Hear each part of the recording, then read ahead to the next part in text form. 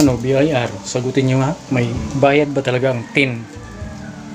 ID, TIN number? Ang hirap naman, pabalik-balikin pa.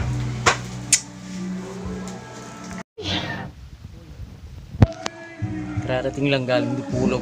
Pabalik-balikin kami sa BIR. Hirap pa lang kumuha ng TIN ID.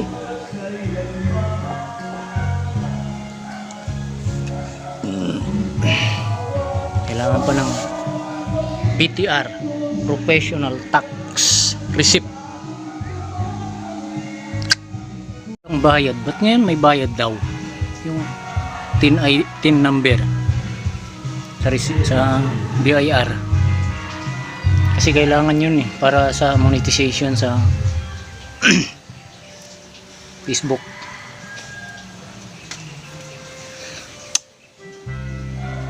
Inabsinan ko na 2 araw.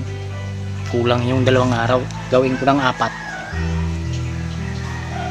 Kukuha pa ng professional tax receipt sa munisipyo, tapos balik ulit sa munisipyo, sa BIR. Ito pa yung binigay na receipt, pipil upang ko. Ayan, yan. 1901, hindi naman yung 1904. Ba't ganun? Tama ba yun? Oh, ayan.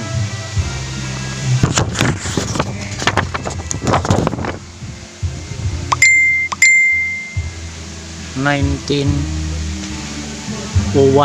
form.